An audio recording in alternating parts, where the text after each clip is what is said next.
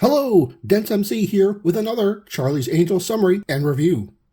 Broadcast on November 9th, 1977, Angels on the Air is the 10th episode of the second season. When a radio reporter is lured into a trap and shot at, the Angels are hired to find out by who and why. Since the reporter had done multiple exposés recently, the Angels all have to assume reporter roles to cover all the suspects. Kelly becomes bait, switching places with the target reporter, Sabrina as a helicopter reporter, and Chris as an undercover journalist.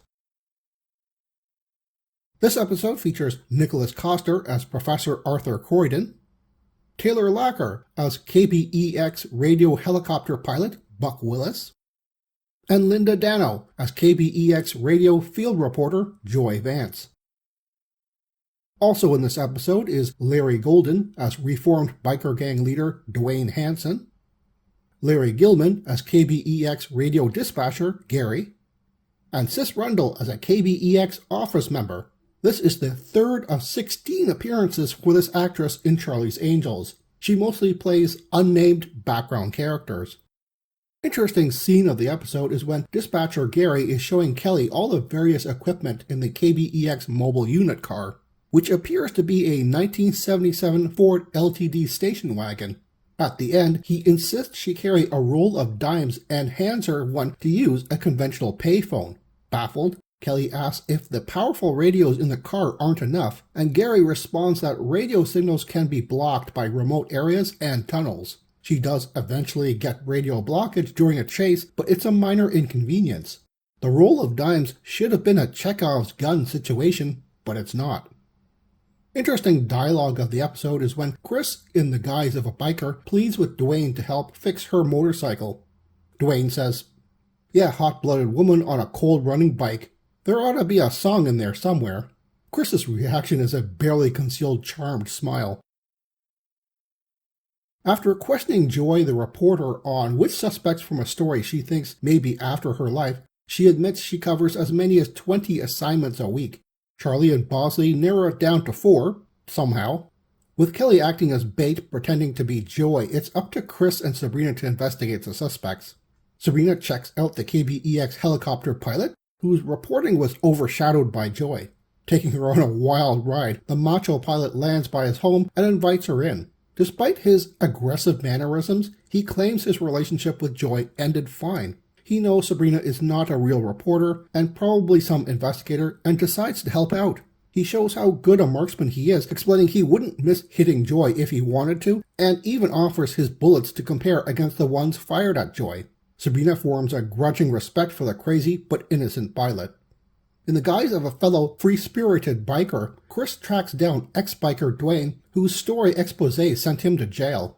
Claiming to no longer be in the illegal stolen parts business, he reluctantly agrees to help fix her motorcycle. He lives on a dirty hippie commune with a half-dozen redneck ladies who are very suspicious of Kelly and warn Dwayne that something important is coming up soon. With no time to lose, Chris follows him while he hunts for a rabbit, taking his bullets from missed shots as evidence. Eventually, the ladies confront Kelly after they find out her motorcycle is a rental. Dwayne confesses that the story and jail time actually enhanced his bad boy reputation, and the upcoming thing was a film crew. Pleased at getting his life turned into a documentary, he leaves Chris speechless, and the bullets aren't a match either. Covering a fire, Kelly gets a threatening message from Joy's shooter, meaning they're nearby. Kelly decides to check out a domestic abuse couple covered by Joy that is close. But it turns out that the abusive husband died a few days ago, so he's not a suspect anymore. Working as a news assignment dispatcher, Bosley gives Kelly a lead which turns out to be a trap. A car chase occurs when Kelly dodges the initial rifle fire, but the KBEX mobile unit isn't a Mustang. Sabrina and Buck come to the rescue in the helicopter, and Kelly crashes the mobile unit in a field. The perp in a stolen car gets away. Sabrina choosing to get Kelly to safety is a bigger priority. It's here that Kelly gives an odd reference to the $6 million man, but I'm not sure what her point was. Sabrina checks out the fourth and last potential suspect, a university professor whose research was debunked by Joy's story. She gets drugged and interrogated after failing a test question in her cover as a potential research partner. Bosley and the remaining angels are alarmed to hear that the perp's car was stolen from the university where Sabrina is. Coming to her rescue, Kelly and Bosley run after the fleeing professor. The man is a regular runner and skier, but Kelly still manages to run him to ground, much to the awe of a wheezing Bosley.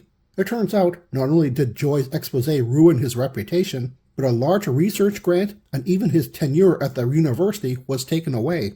Back at the office, Bosley relays to Charlie and the others how Kelly ran like a man. Intending it to be a compliment, the angels still bust Bosley's balls over the comparison, and even Charlie leaves him with his foot in his mouth. I have a grudging respect for this episode. While it presents suspects one after the other without much overlap or twists, it gives them character. It really proves you can be a bad guy without being the bad guy. They're even shown to be somewhat redeemable, not what you'd expect given the Angels' ending conversation with Bosley.